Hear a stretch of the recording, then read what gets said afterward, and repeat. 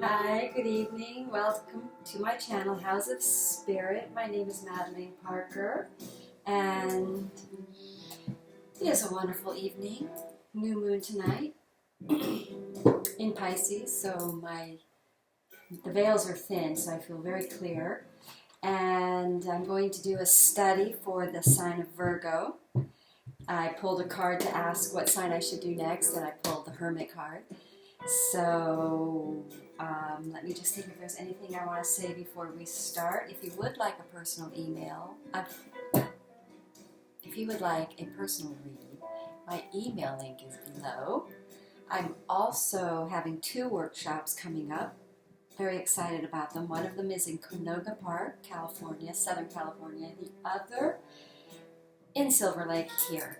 So if you're interested to join, there are spiritual workshops. I'm teaching how to utilize your feminine receptives the way the Native Americans did to make abundance, and they were very good at it, plus a lot of other things. So do ask to join the mailing list and receive information about that if you're interested. All right, so we're going to look at how the transits in March 2020 are affecting the sign of Virgo. And let's have a look and see what's going on for Virgo. And thanks again for subscribing. I must not race. Thank you to my new subscribers for subscribing. Thank you. And for the comments and likes. I appreciate all of that, of course. So let's have a look and see. Well, let's talk a little bit about what's happening for Virgo and what's going on in March astrologically.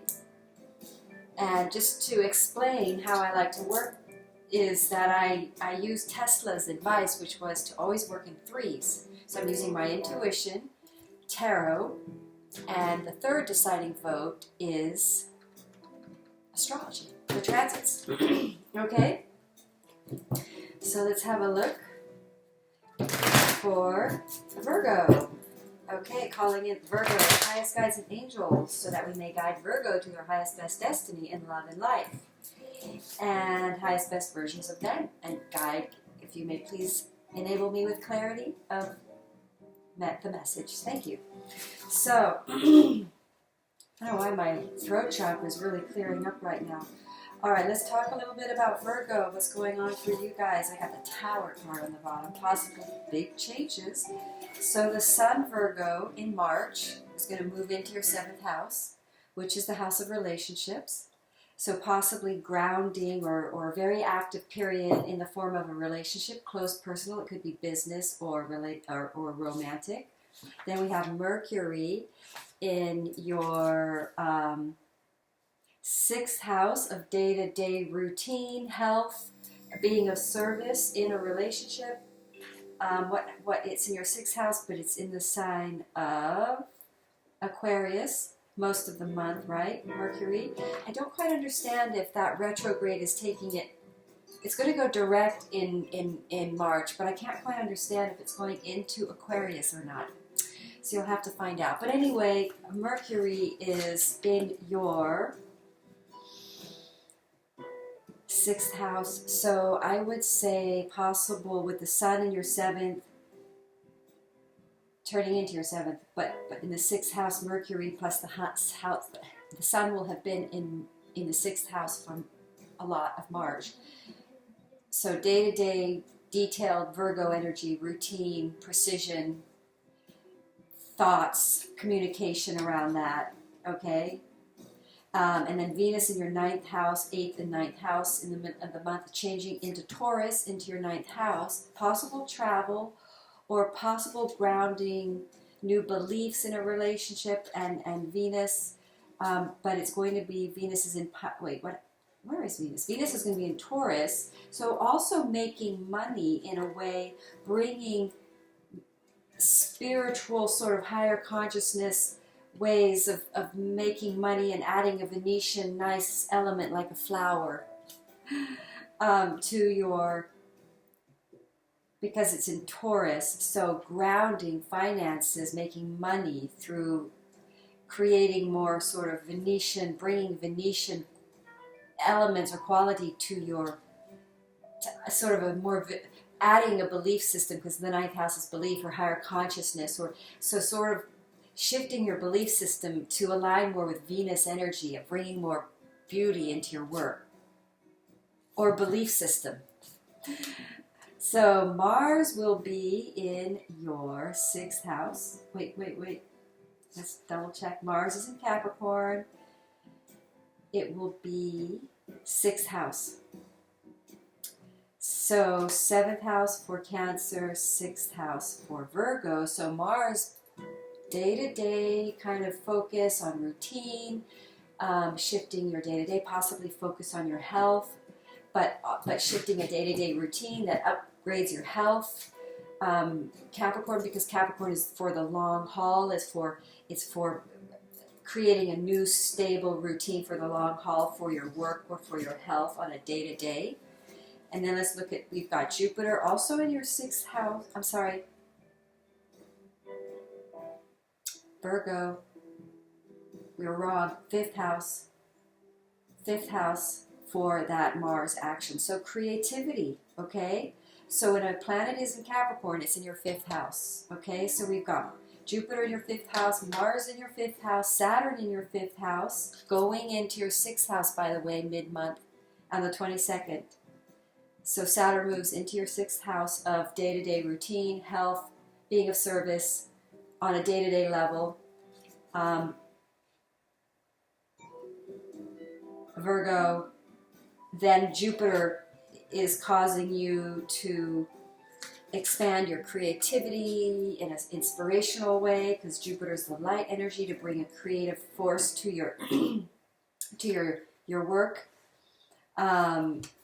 And then we've got that transit in mid-month from 5th to 6th house in the Saturn shift to Aquarius. Okay, that's coming up in all of the reads, sort of people having to get out there more, pushing up against their fears, because Pluto for you guys is in your 5th house. So I'm going to be interested to see what the card read says for Virgo. I think there's going to be some kind of a freedom to create, to be more creative and free. And then we have, for Virgo, we have Neptune in your 7th house, so possibly dreams of relationships, or I don't know, that's a challenge. We'll have to see how that comes up in the cards. And then let's talk about the full moons. We've got a full moon in your sign, guys.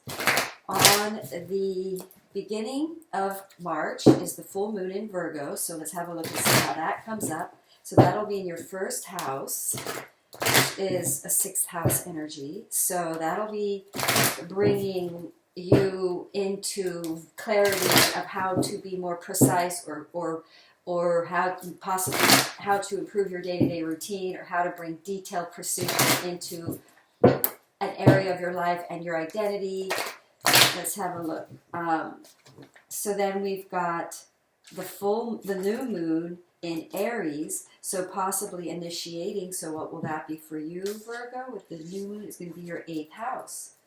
So the new moon in Virgo in your 8th house. So that in Aries in your 8th house, that might be having to sort of push through a fear to become bolder, to initiate something, to take bold initiative in some way. Okay, Virgo, let's have a look. Sun, Moon, and Ascending. But I aligned all of this to your Ascendant. Okay, let's have a look for Virgo. Take that Tower card out of here. Perhaps there is radical change coming for Virgo. Keep me up on that. There's the Virgo. Interesting. I don't do reversals, but why are they all coming up? Oh, okay, because I'm doing it. Okay. I was doing the deck that way. Okay. A lot of blue, guys, Virgo. Don't see any 3rd house planets here really for you, but let me see. No, interesting.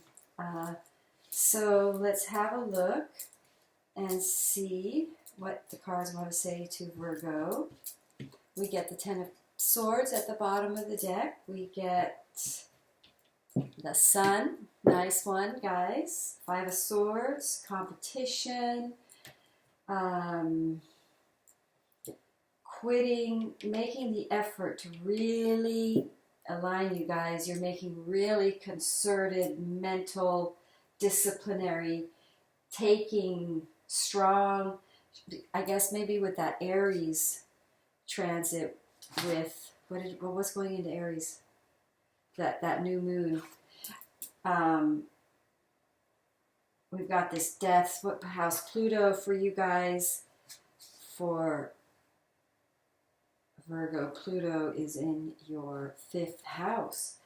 Okay, because this is a very sort of transformative experience for you guys, Virgo. Really something hitting you strong, big transformation. This is a very Plutonic energy, the moon, but it also represents Pisces.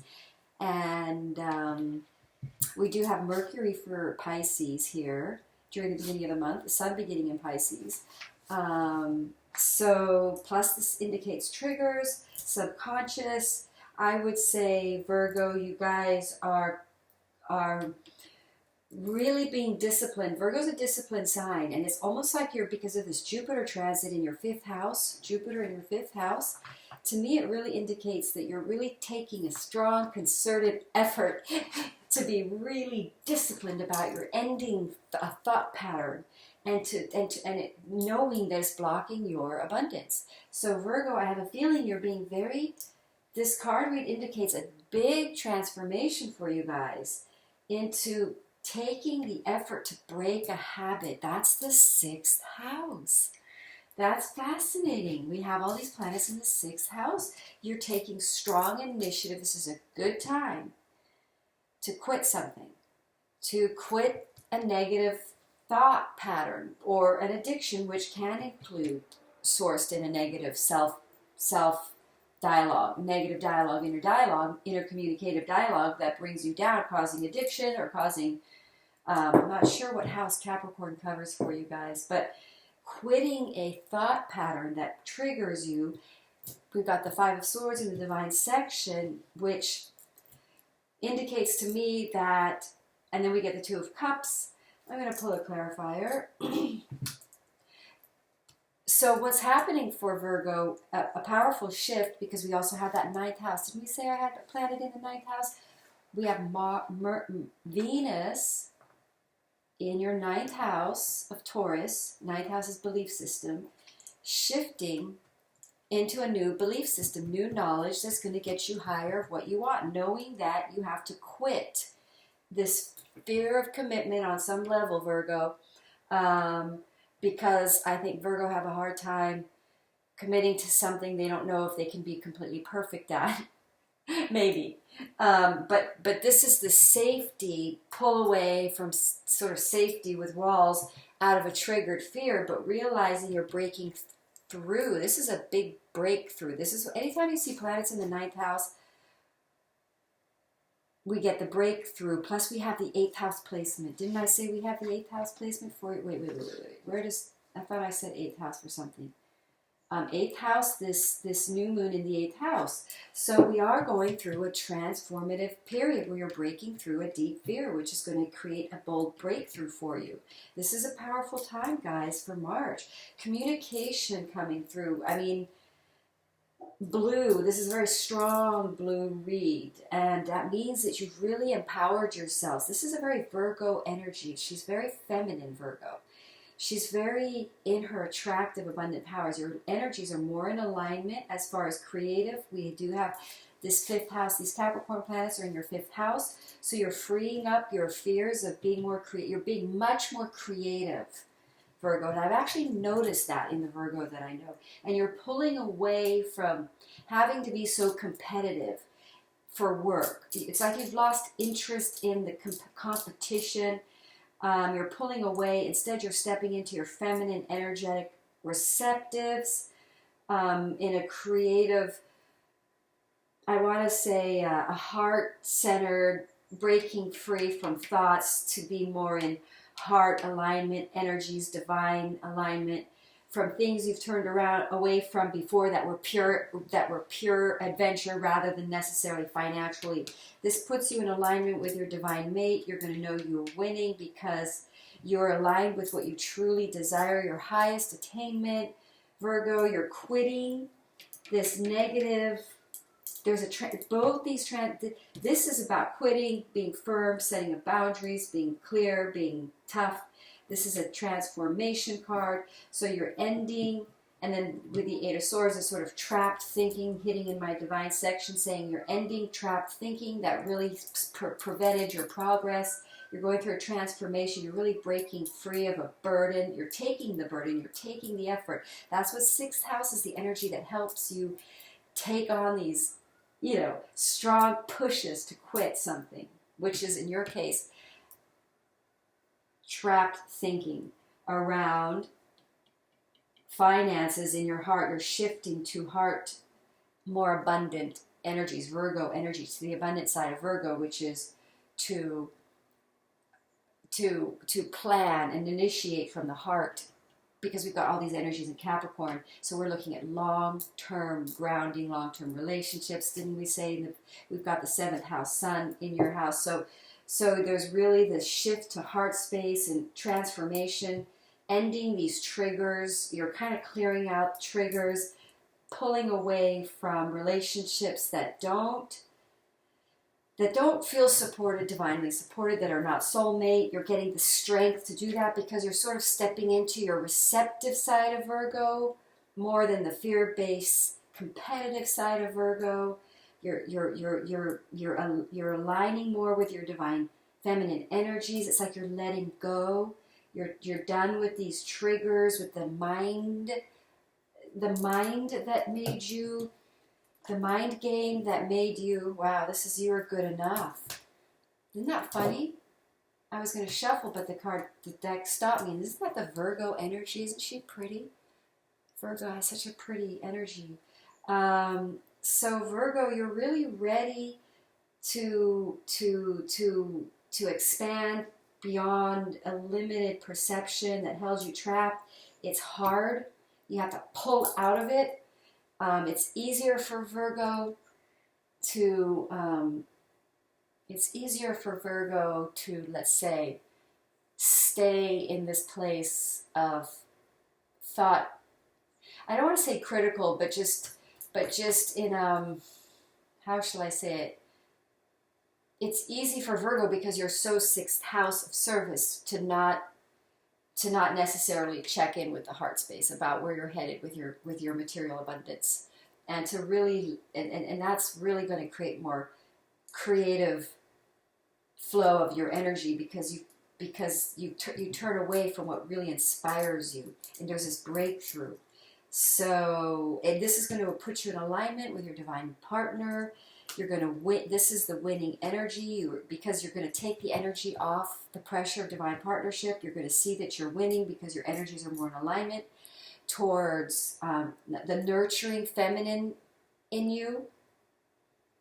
Big transformational period. You're good enough because you realize you're good enough. You don't have to operate in the south side of Virgo, which is more of a fear-based cycle of negative thinking, which can block your abundance. So there's a transformation. Look at all these majors, except for the king.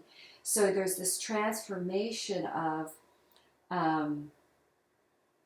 you're breaking free from a stuck thought process that cycled you into these competitive situations, into a state of competitiveness, if that makes any sense. To understanding that you, as you are, in the full moon in Virgo, didn't we just say there is a moon in Virgo coming up? There is the new moon. Wait. Virgo moon, full moon in Virgo coming up, 8th and 9th of March, guys. This is so fascinating. All right. Well, thank you so much for watching, and I hope this video was clarifying for you in some way. Thank you. Namaste.